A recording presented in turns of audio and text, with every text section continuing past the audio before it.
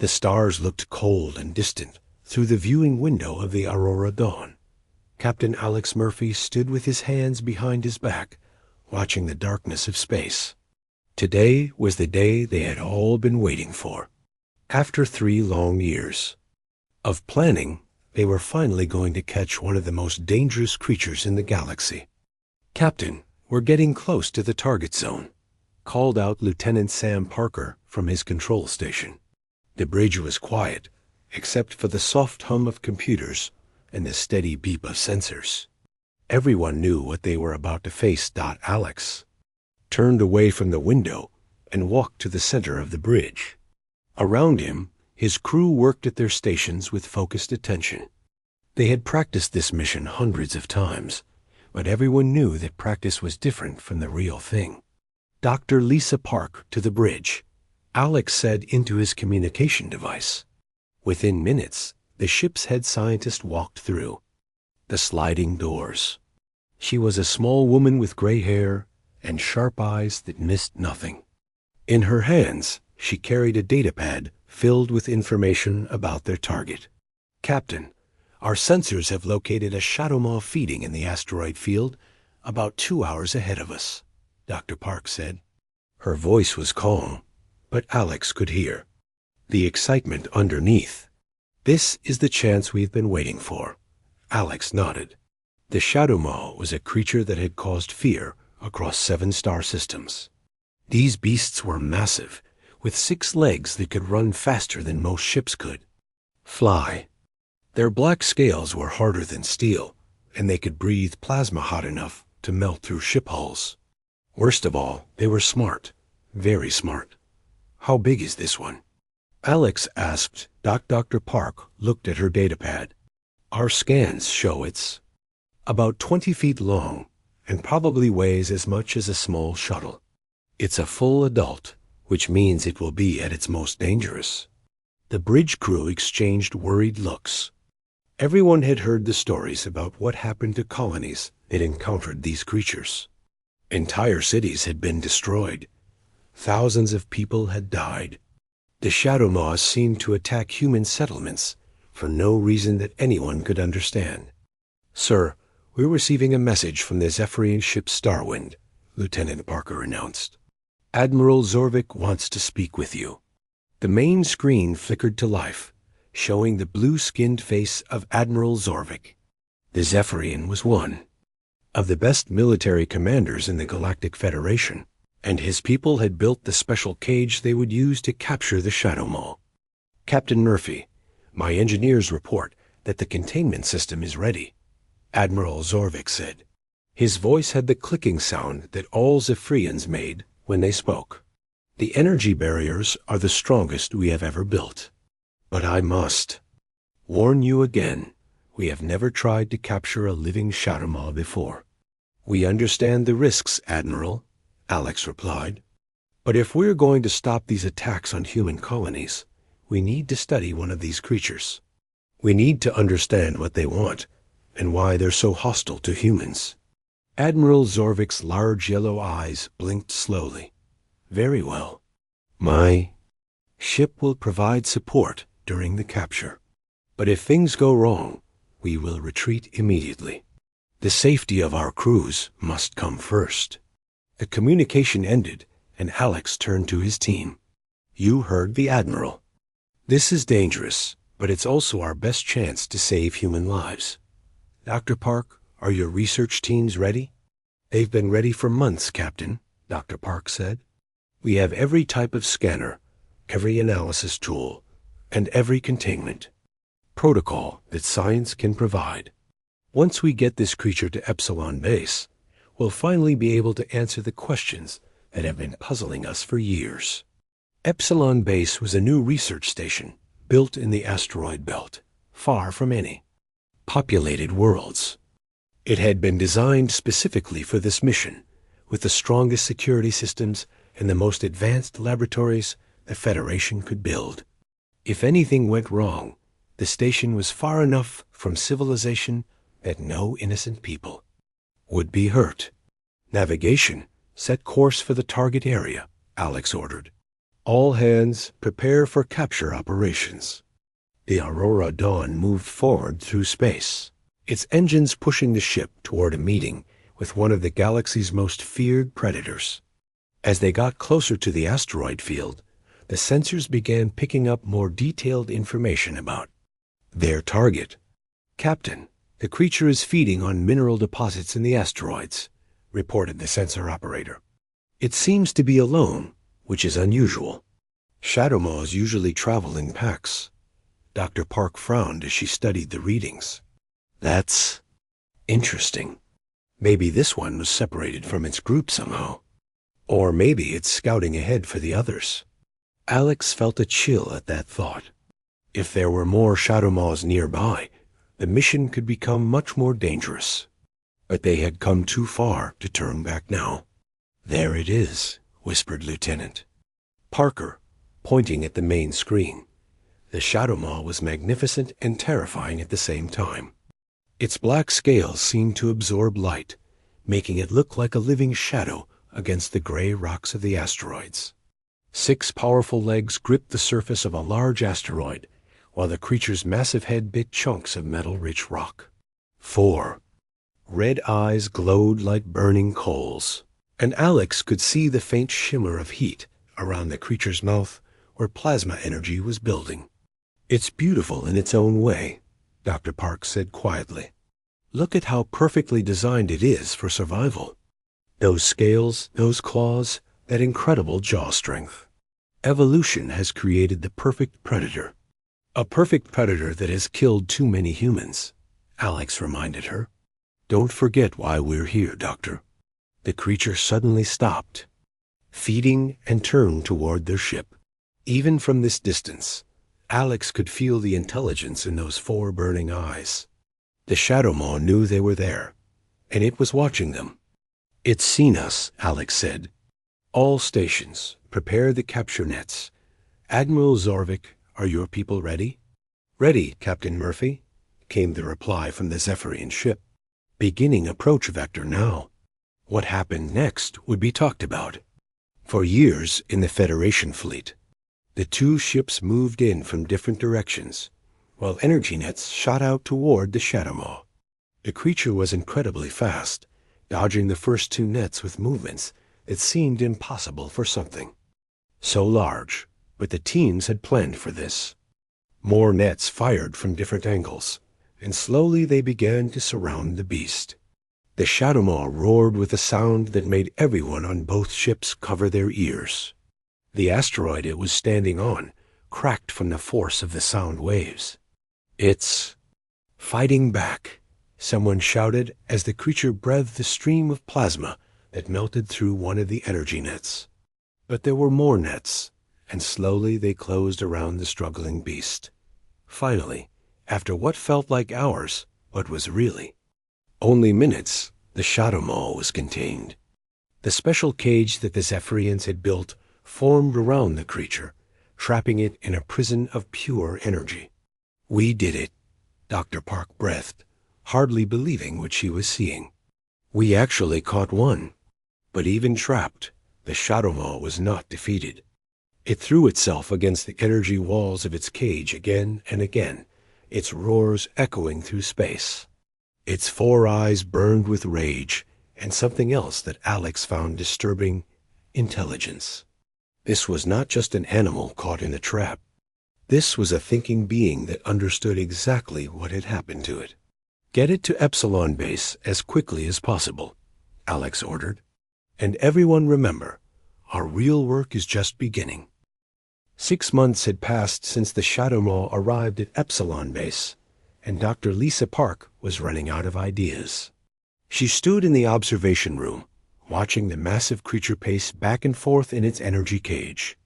The beast had not stopped, moving for more than a few minutes at a time since its capture.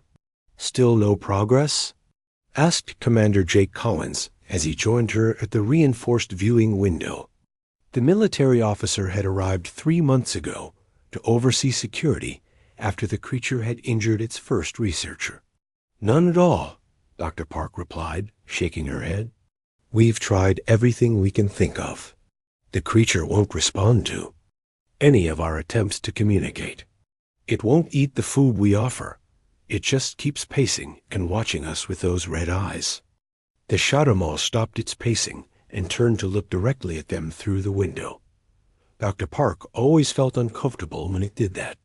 The creature seemed to know exactly where they were standing, even though the observation windows were supposed to be one-way mirrors.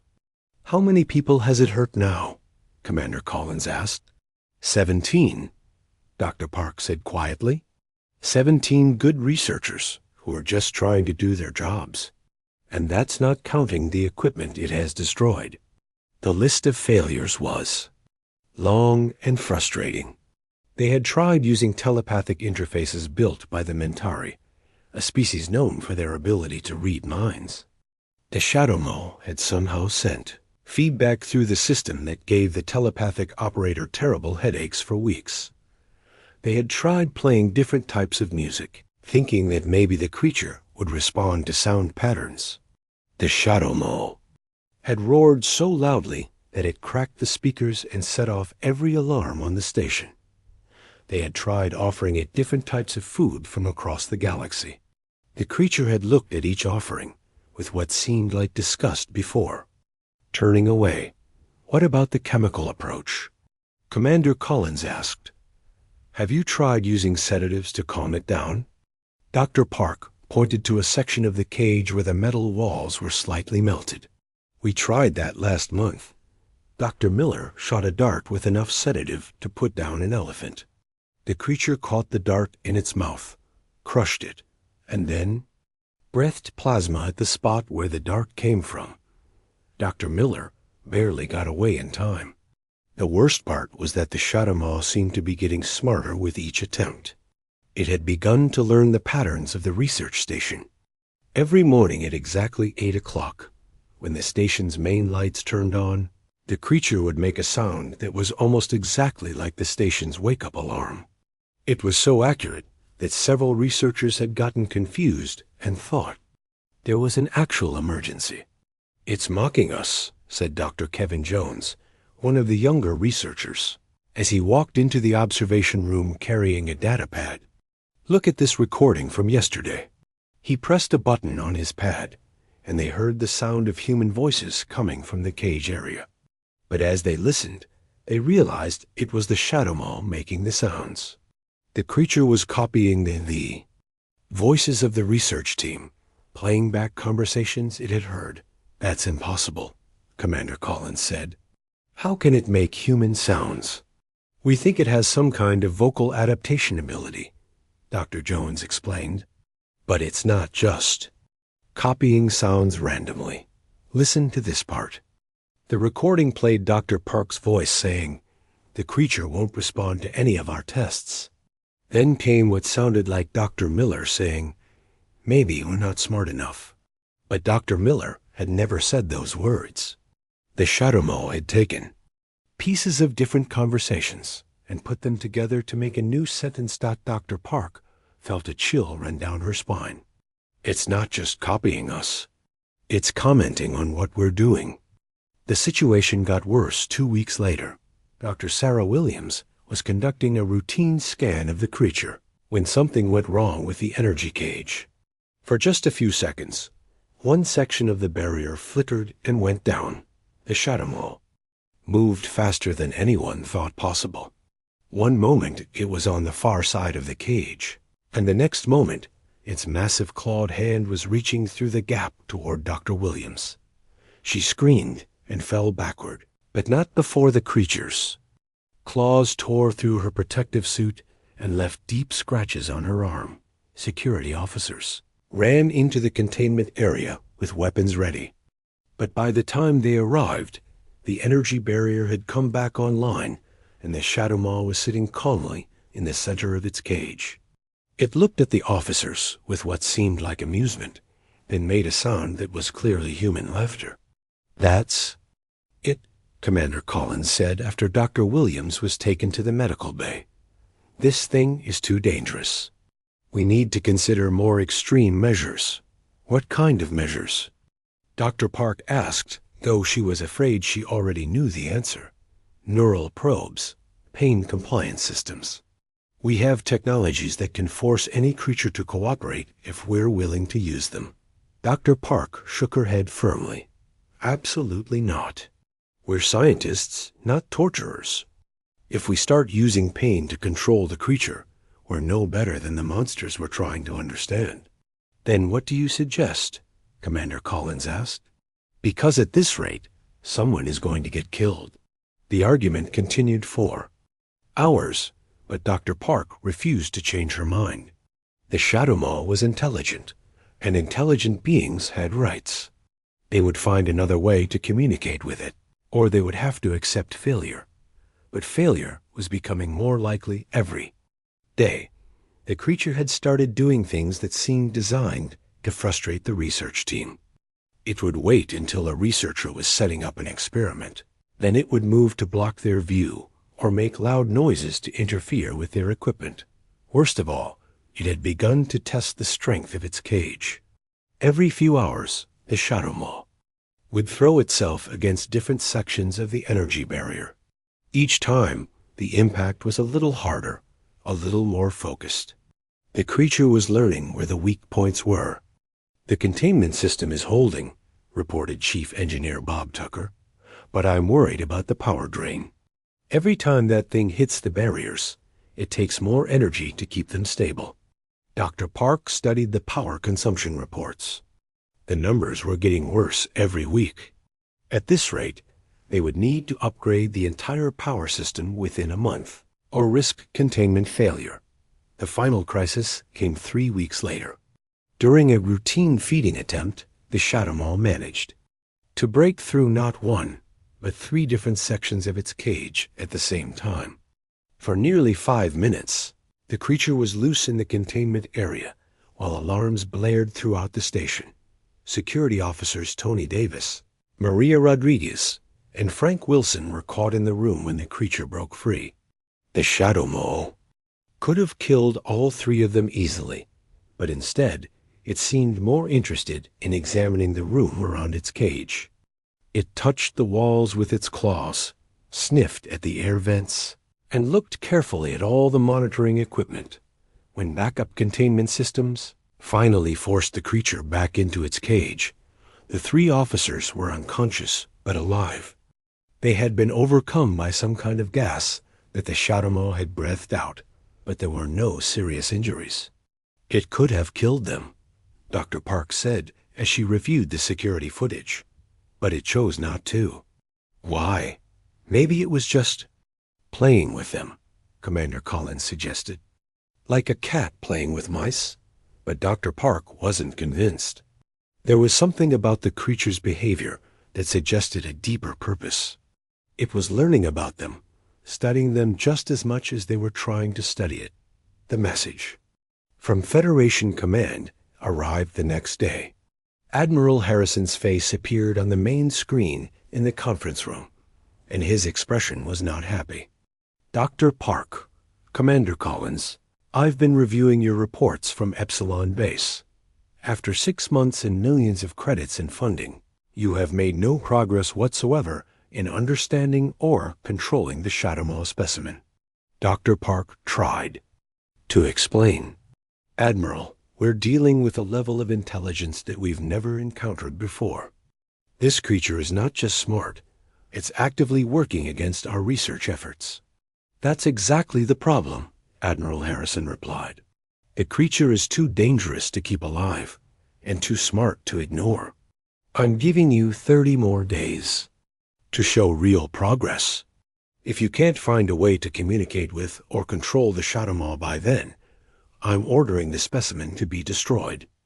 The transmission ended, leaving the research team in stunned silence. 30 days to solve a puzzle that had defeated them for 6 months. 30 days to prove that years of planning and preparation had not been wasted. Dr. Park looked through the observation window at the Shadow Maw. The creature was watching her again, its 4 red eyes seeming to glow with understanding. She had the strange feeling that it knew exactly what had just been decided about its fate. The supply ship Meridian docked with Epsilon Base on a Tuesday morning. bringing much-needed equipment and fresh personnel. Dr. Lisa Park watched from the observation deck as the crew unloaded cargo containers and new research equipment. She hoped something in those containers would help them make progress with the Shadow Mall before their time ran out. Dr. Park, we have the new power coupling units you requested, called out Chief Engineer Bob Tucker as he supervised the unloading. These should help us maintain the containment field more efficiently. Dr. Park nodded, but her mind was elsewhere. They had only 2 weeks left before Admiral Harrison would order the Shadow Mall destroyed. 2 weeks to accomplish what they had failed to do in 6 months. The pressure was making everyone on the station nervous and short-tempered. "Who's the new engineer?" she asked, noticing a man in civilian clothes directing some of the technical equipment. "That's Ben Carter," Bob replied. "He's here to upgrade our main power systems. Federation Command wants to make sure we have enough energy to maintain containment until the end of the project." Ben Carter was a tall man with kind eyes and work-worn hands. He had been installing and repairing power systems on space stations for 15 years, and his reputation for solving difficult problems had earned him this assignment. What the station personnel didn't know was that Ben had brought an unexpected passenger with him. 8-year-old Lucy Carter sat in the Meridian's passenger lounge, swinging her legs from a chair that was too big for her. She was supposed to be on her way to New Geneva Colony to stay with her grandmother while her father worked, but a mix-up in the travel schedules had left her stranded on the supply ship.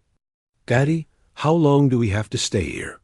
Lucy asked as Ben finished checking his equipment manifest. "Just a few hours, sweetheart," Ben said, not looking up from his work. "I need to look at their power systems and make sure everything is working properly. Then we'll get back on the ship and continue to Grandma's house." Lucy nodded, but she was already getting bored. The supply ship was full of adults doing adult things that didn't interest her. She wanted to explore and see something new. When her father wasn't looking, she slipped out of the passenger lounge and began walking through the ship's corridors. The Meridian was connected to Epsilon Base through a docking tube, and Lucy quickly found her way from the ship to the station. The corridors of the research base were much more interesting than the supply ship. There were windows showing the stars, computer displays with flashing lights, and strange sounds coming from different rooms. Lucy was good at not being noticed. When she wanted to explore, she was small enough to duck under security sensors that were designed to detect adults, and quiet enough to move through the corridors without making noise.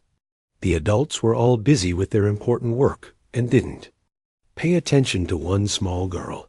She found her way to a maintenance shaft that led to the lower levels of the station. The shaft was just big enough for her to crawl through, and it took her to places that the adults probably didn't go very often. Lucy loved crawling through small spaces. It made her feel like she was on a secret adventure. Meanwhile, in the main conference room, the research team was having another heated discussion about their options. Dr. Park sat at the head of the table, surrounded by frustrated scientists and security officers. "We've tried everything," said Dr. Kevin Jones, throwing his hands up in frustration. "Telepathic contact, audio communication, visual symbols, chemical signals, even mathematical equations. The creature ignores everything we do." "Commander Jake." Collins leaned forward in his chair. "Maybe it's time to consider my earlier suggestion about pain compliance. We're running out of time, and gentle methods aren't working." "I've told you before, Commander," Dr. Park said firmly. "We will not torture an intelligent being. That's not who we are." "Then what do you suggest?" asked Dr. Sarah Williams, who still had bandages on her arm from the creature's claws. "Because in 2 weeks, that thing is going to be destroyed, and we'll have learned nothing." The argument continued, but nobody had any new ideas. They had tried every form of communication that science could devise, and the Shadow Mall had rejected them all. The creatures seemed to take pleasure in frustrating their efforts. While the adults argued, Lucy was making her way through the station's ventilation system. She could hear voices coming from different rooms, and she followed the sounds that seemed most interesting. Some rooms had people talking about boring things like power levels and supply schedules, but other rooms had people talking about something called a creature that sounded much more exciting. Lucy followed the ventilation shaft toward the area where she heard the most activity. She could hear alarms beeping softly, the hum of machinery, and occasional sounds that didn't sound like machines at all. They sounded like an animal, but bigger than any animal she had ever heard. She found a ventilation grate that looked down into a large room filled with computers and monitoring equipment. Through the grate, she could see adults in white coats watching screens and taking notes. But what really caught her attention was the other side of the room, where there was a wall made of what looked like solid light. Behind the wall of light was the most amazing creature Lucy had ever seen. The Shadow Maw was even more impressive in person than in the security footage the adults had been watching. Its black scales seemed to absorb the light around it, making it look like a living shadow. When it moved, its 6 legs carried it with surprising grace for something so large. Its 4 red eyes glowed like jewels in the dim light of the containment. Area. Lucy pressed her face against the ventilation grate, fascinated by the creature. She had always loved animals, and this was unlike any animal she had ever seen. It was beautiful and scary at the same time, like a dragon from one of her storybooks. The Shadow Maw suddenly stopped pacing and looked directly at the ventilation grate where Lucy was hiding. For a moment, girl and creature stared at each other. Through the metal grate, Lucy wasn't afraid. She was curious. The creature tilted its massive head, studying the small face looking down at it. Its red eyes seemed puzzled, as if it had never seen anything like Lucy before. After a few seconds, it made a soft sound that was almost like a question. Lucy smiled and waved at the creature. The Shadow Maw's eyes seemed to widen and surprise Dot in the conference room. The argument was getting louder. Dr. Park was standing now, pointing at charts and graphs that showed their lack of progress. Commander Collins was insisting that they needed to try more aggressive methods. Nobody noticed the soft alarm that had started beeping at one of the monitoring stations. The alarm was indicating that something unusual was happening in the containment area, but the technician who was supposed to be watching that station had gone to get coffee. The beeping was too quiet to be heard over the voices in the conference room. Lucy wiggled through the ventilation grate and dropped down into the monitoring room. She was small enough to fit through the grate, and she landed quietly on the floor. The adults were all looking at their screens and didn't notice her. She walked carefully through the room, staying low and quiet.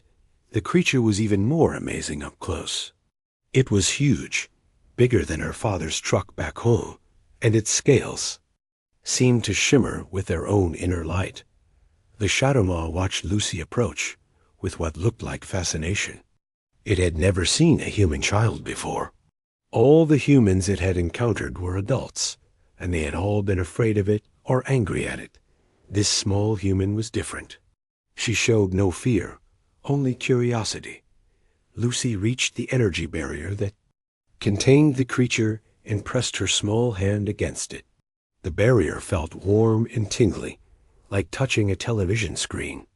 The Shadow Maw moved closer until its massive head was only a few feet away from Lucy's face. "Hello," Lucy said quietly. "You're very pretty." The creature made another soft sound, almost like a purr. Its 4 eyes blinked slowly, and Lucy could see intelligence in them. This wasn't just an animal. This was someone who could think and feel. The alarms in the monitoring room suddenly got much louder. The technician had returned with his coffee and seen Lucy standing at the containment barrier. Within seconds, the room was full of running adults, all shouting at once, "Get away from there!" Commander Collins yelled as he ran toward Lucy. Don't make any sudden movements." Dr. Park called out, afraid that the creature might attack the child. But the Shadow Maw didn't attack. Instead, it stepped back from the barrier and sat down as if it didn't want to frighten the small human who had been so kind to it. Security officers surrounded Lucy, but she wasn't paying attention to them. She was still looking at the creature, which was looking back at her with what seemed like sadness in its red eyes. "Don't hurt him," Lucy said as the adults pulled her away from the barrier. "He's not mean. He's just lonely." The room fell silent, except for the humming of the containment field. Everyone stared at the little girl who had just said something that none of them had considered. The Shadow Maw wasn't just aggressive or intelligent. It was lonely. Dr. Park knelt down next to Lucy, her mind racing with new possibilities. "What's your name, sweetheart?" "Lucy Carter," the girl replied. "My daddy is fixing your power systems. Are you going to hurt the pretty creature?" The emergency alarms filled Epsilon Base with their sharp, terrible sound. Red lights flashed in every corridor as the station's computer voice repeated its warning over and over. "Containment breach in Sector 7. All personnel evacuate immediately." The monitoring room, chaos erupted as scientists and security officers ran in different directions. Some headed for emergency stations, while others tried to reach the exits. Commander Jake Collins grabbed his communication device and started shouting orders to security teams throughout the station. "All units to Sector 7. The creature is loose. Repeat, the Shadow Maw is loose." Dr. Lisa Park grabbed Lucy Carter's hand and tried to pull her toward the exit, but Lucy resisted. She kept looking back at the empty containment area where the beautiful creature had been just moments before. "Where did he go?" Lucy asked, not understanding why everyone was so frightened. "Lucy, we need to get you somewhere safe," Dr. Park said, her voice tight with worry. "The creature is very dangerous when it's not in its cage." But even as she said it, Dr. Park wondered if that was really true. The creature had been free for several minutes during the previous containment failure, and it hadn't hurt anyone badly. It had seemed more curious than violet dot security cameras throughout the station tracked the Shadow Maw's movement as it made its way through the corridors. The creature moved with purpose, as if it knew exactly where it wanted to go. Its 6 legs carried it smoothly down the main hallway toward the central section of the station. In the security control room, Officer Tony Davis watched the monitors with growing alarm. "It's heading straight for the residential section," he reported over his radio. "All civilians in that area need to evacuate now." But the emergency barriers had already sealed most of the corridors, trapping people in their current locations. The safety systems that were designed to protect the station's inhabitants were now keeping them locked in place while a massive predator roamed free. Ben Carter was working in the main power room when the alarm started. He had been focused on upgrading the energy distribution systems and hadn't paid attention to his daughter's whereabouts for the past hour. When he heard the announcement about a containment breach, his first thought was for Lucy's safety. "Lucy!" He called out, but there was no answer. She wasn't in the power room where he had left her. Ben ran toward the passenger lounge of the Meridian, but the ship's crew told him they hadn't seen her. Panic filled Ben's chest as he realized his 8-year-old daughter was somewhere on a space station with a loose alien predator. He grabbed a communication device and tried to contact the security office. "This is Ben Carter. My daughter Lucy is somewhere on this station. You have to find her." Meanwhile, Lucy had managed to slip away from Dr. Park during the confusion in the monitoring room. The adults were all running around and shouting, and nobody noticed one small girl ducking behind equipment and crawling through doorways. Lucy wasn't afraid of the creature. She had looked into its red eyes and seen something that the adults had missed.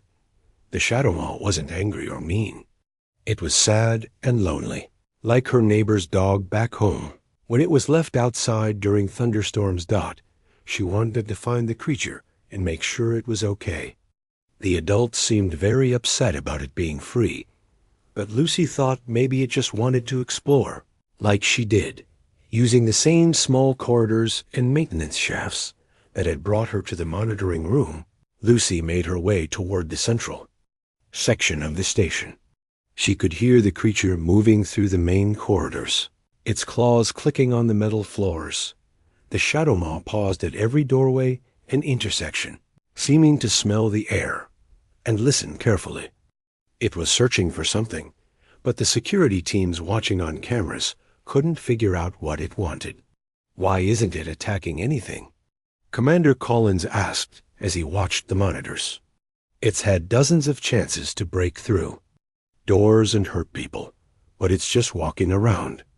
Dr. Park stood beside him, studying the creature's behavior. "Look at how it moves. It's not hunting, it's exploring.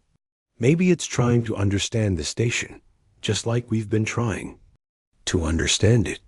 The Shadow Maw reached the main corridor that connected all the different sections of the station. It was a wide hallway with high ceilings, built to allow easy movement of equipment and personnel. The creature filled almost the entire width of the corridor as it walked out at the far end of the hallway. A maintenance hatch opened and Lucy Carter dropped down onto the floor. She landed quietly and looked around, trying to figure out where she was. The corridor was much bigger than the ones she had been crawling through. Then she saw the Shadow Maw. The creature was about 50 feet away, walking slowly toward her. In the bright lights of the main corridor, it looked even more magnificent than it had in the dim containment area. Its black scales reflected the light like a dark mirror, and its 4 red eyes glowed like warm coals. Lucy stood perfectly still, not because she was afraid, but because she didn't want to startle the beautiful creature. She had learned from her grandmother's cats that sudden movements could scare animals, and this was clearly a very big animal that might be easily frightened. The Shadow Maw saw Lucy and stopped walking. It tilted its massive head to one side, studying the small human with obvious curiosity. Its red eyes blinked slowly, and it made a soft, questioning sound. In the security control room, every person watching the monitors held their breath. The cameras showed the 8-year-old girl standing face to face with the most dangerous predator in known space. Commander Collins reached for the emergency controls that would flood the corridor with sleeping gas, but Dr. Park stopped him. "Wait," she whispered. "Look at them. Neither one is showing aggression." On the screen, Lucy took a small step forward. The Shadow Maw didn't back away or prepare to attack. Instead, it lowered its head slightly, bringing its red eyes closer to Lucy's level. "Hello again," Lucy said in her clear, young voice. "I'm sorry they kept you in that cage. That must have been very boring." The creature made another soft sound, almost like a sigh. Its eyes seemed to show relief, as if it was glad to finally meet someone who understood how it felt. Lucy noticed that the creature's posture reminded her of her neighbor's German shepherd when it wanted attention. The dog would lower its head and make soft whining sounds when it wanted to be petted. This creature was much bigger and more dangerous, but its body language was surprisingly similar. "Are you lonely?" Lucy asked, taking another small step forward. "I get lonely sometimes, too, especially when I have to stay in my room and can't play outside." The Shadow Maw's eyes widened slightly, as if it was surprised that someone understood its feelings. It made a sound that was deeper than before, but still gentle. Behind Lucy, emergency barriers slammed shut as the station's safety systems tried to contain the situation. But the barriers trapped Lucy in the corridor with the creature, with no way for the security teams to reach her. "The barriers are sealed," Commander Collins reported. "We can't get to her without shutting down the entire corridor, and that will take at least 10 minutes. Dr. Park watched the screens with fascination and growing hope. Look how calm they both are. The creature isn't threatening her at all. On the monitor, Lucy was now standing just a few feet away from the Shadow Maw. The creature had lowered itself slightly, bringing its massive head down to her eye level. They were looking at each other like two friends meeting for the first time. "You're very big," Lucy observed, "but you have kind eyes. I can tell you're not mean." The creature blinked its 4 eyes slowly and made a sound that was almost like a purr. It reminded Lucy of her grandmother's cat when it was happy and content. Then the Shadow Maw did something that surprised everyone watching. It lay down on the corridor floor, making itself smaller and less threatening. Its 6 legs folded beneath its body, and it rested its chin on the floor so that its eyes were at the same level as Lucy's. "That's better," Lucy said with a smile.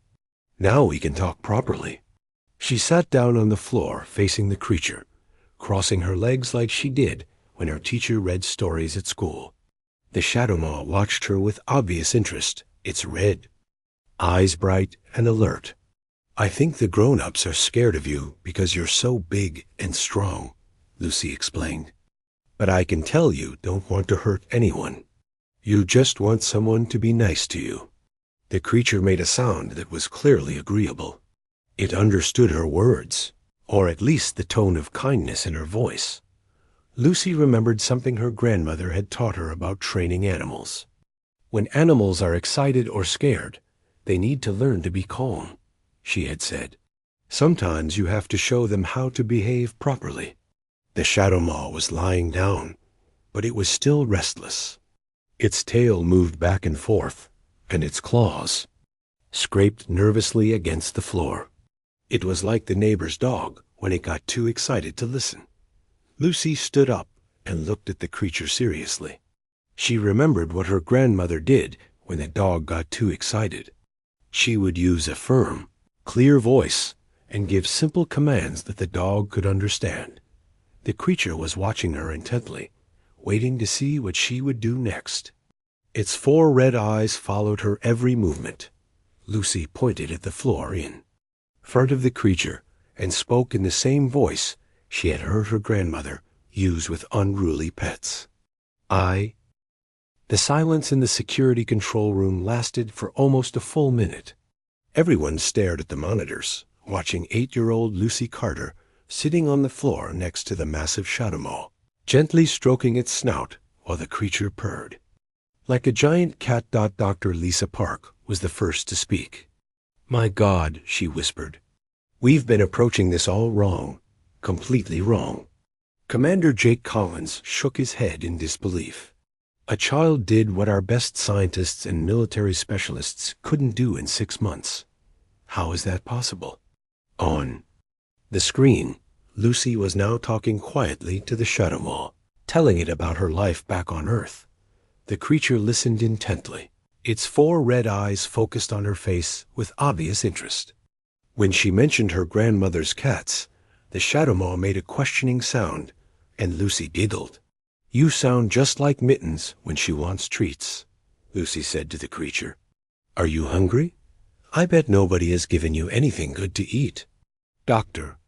Park suddenly understood what had been happening for the past 6 months.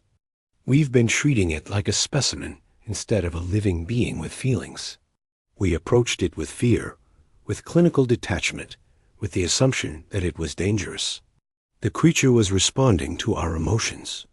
But it is dangerous," Commander Collins pointed out.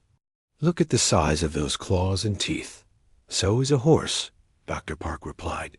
"But children ride horses all the time because they approach them with trust instead of fear." The emergency barriers were slowly opened, and rescue teams moved carefully into the corridor. But instead of rushing toward Lucy, they stopped at a safe distance and watched in amazement as she continued to interact with the Shadow Maw. Ben Carter arrived with the rescue team, his face pale with worry for his daughter. When he saw Lucy sitting peacefully next to the massive creature, he started to run forward, but Dr. Park caught his arm. "Wait," she said quietly. "Don't disturb them. This is the most important scientific breakthrough in human history." Lucy noticed the adults gathering at the end of the corridor and waved at them. "Daddy, come meet my new friend. He's very nice, but I think he's been sad because nobody wanted to play with him." The shadow maw turned its head to look at the group of humans. Instead of the aggressive posture it had always shown before, it seemed calm and curious. It made a soft questioning sound and looked back at Lucy, as if asking her opinion about the new arrivals. "Those are my friends," Lucy told the creature. "Well, some of them are. Gaddy is definitely my friend, and Dr. Park seems nice. I'm not sure about the man in the uniform yet." Commander Collins couldn't help but smile at that assessment. "Smart kid," he muttered. Dr. Park approached slowly, her hands visible in her movements calm. She had spent years studying animal behavior before specializing in alien species, and she recognized the body language Lucy was using. The child was treating the shadow maw exactly like a large, intelligent pet that needed gentle guidance. "Hello," Dr. Park said to the creature in the same quiet, friendly tone that Lucy had been using. "I'm sorry we frightened you before. We didn't understand." The shadow maw looked at Dr. Park for a long moment, then made a sound that seemed almost like forgiveness. It didn't move away when she came closer, though it kept one eye on Lucy, as if seeking her approval. "Lucy," Dr. Park said carefully, "can you ask your friend if he would be willing to come back to his room? We promised to treat him better this time." Lucy looked up at the massive creature. "Would you like to go back to your room?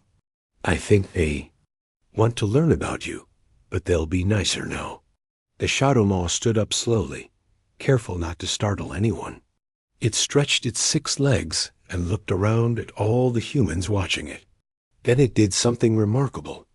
It walked over to Dr. Park and gently touched her shoulder with one massive clawed hand. Dr. Park held perfectly still as the creature examined her. The touch was surprisingly gentle for something with such dangerous-looking claws. After a moment, the shadow maw stepped back and made a sound that seemed to indicate approval. "I think he likes you," Lucy said. "He's probably happy that someone else wants to be his friend." The group slowly made their way back to the containment area, with Lucy walking beside the shadow maw like a small girl walking with a very large dog. The creature moved carefully, making sure not to step on anyone or knock anything over with its massive body. When they reached the containment area, the shadow maw stopped and looked at the energy cage that had been its prison for 6 months. Its red eyes showed what looked like reluctance. "It doesn't want to go back in there," Lucy observed. "Would you want to be locked in a tiny room all the time?" Dr. Park realized that Lucy was right again. The containment cage had been designed to hold the creature securely, but it was barely large enough for it to move around. For an intelligent being, it must have felt like torture. "We'll make it bigger," Dr. Park promised. "And we'll give you things to do so you won't be bored." The shadow maw tilted its head, seeming to consider this offer. Then it looked at Lucy, who nodded encouragingly. "They're going to make your room nicer," Lucy told the creature. "And I'll come visit you every day if they let me." With obvious reluctance, the shadow maw entered the containment area, but this time it wasn't fighting against captivity. It was cooperating because it trusted the small human who had shown it kindness. Over the following days, everything changed. At Epsilon Base, the research team completely redesigned their approach to studying the shadow maw. Instead of treating it like a dangerous specimen, they began treating it like an intelligent being with feelings and needs. Lucy became an unofficial consultant to the research team. She spent several hours each day with the creature, playing simple games and teaching it about human customs. The shadow maw, which the team had started calling Rex at Lucy's suggestion, proved to be remarkably intelligent and curious about everything around it. Dr. Park discovered that Rex could understand complex concepts when they were explained in simple, friendly terms. The creature learned to communicate using a combination of sounds, gestures, and even simple drawings scratched into the floor with its claws. "Look at this," Dr. Park said excitedly as she showed her findings to Commander Collins. "Rex has been drawing maps of star systems. These aren't random scratches. These are accurate representations of stellar positions in the Kepler sector." The breakthrough came when Rex drew a picture that clearly showed multiple shadow moths living together on a planet with 3 moons. The creature pointed to itself, then to the drawing, and made sad sounds. "He's homesick," Lucy said simply. "He misses his family." Through patient communication with Rex and Lucy's help in interpreting the creature's emotional responses, the research team learned the truth about the shadow maw attacks on human colonies. The creatures weren't being aggressive. They were trying to establish contact using their own cultural protocols. In shadow maw society, displays of strength and dominance were how strangers introduced themselves and determined social hierarchy. The attacks on human settlements had been attempts at communication, not attempts at destruction. They were trying to say hello, Dr. Park explained in her report to Federation Command. In their culture, you demonstrate your capabilities first, then negotiate from a position of mutual respect. They never intended to permanently harm us. The revelation changed everything. Within weeks, a diplomatic mission was organized to make peaceful contact with the Shadow Maw homeworld. Rex eagerly agreed to serve as an ambassador, excited at the prospect of seeing his family again and introducing them to his new human friends. Admiral Harrison arrived at Epsilon Base to personally review the situation. He watched in amazement as Lucy played a game of hide-and-seek with Rex, the massive creature carefully pretending not to see her when she hid behind obviously inadequate cover. "This is the most dangerous predator in known space?" Admiral Harrison asked Dr. Park. "No, sir," Dr. Park replied. "This is one of the most intelligent and emotionally sophisticated species we've ever encountered. We just didn't know how to talk." To them, the first diplomatic mission to the Shadow Maw homeworld was a complete success. The creatures were overjoyed to see Rex return safely, and they welcomed the human ambassadors with elaborate ceremonies that involved impressive displays of strength followed by gentle touching and sharing of food got within a year. Trade agreements were established between humans and Shadow Maws. The creatures proved to be master engineers and artists, creating beautiful and functional structures that humans could never have imagined. In return, humans shared their knowledge of agriculture and medicine, helping the Shadow Maws improve life on their homeworld. Lucy Carter became the youngest person ever to receive the Federation's Medal of Interspecies Understanding. At the ceremony, she sat next to Rex, who had been specially transported to Earth for the occasion. The massive creature wore a ceremonial collar made of precious metals from his homeworld.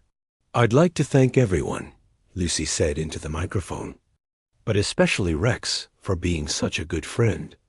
And I want to tell all the grown-ups that sometimes when someone seems mean, they might just be scared or lonely. Maybe next time you could try being nice first before you try being scary." Rex made a sound that everyone in the audience recognized as laughter. The creature had learned to appreciate human humor during his time on Epsilon Base.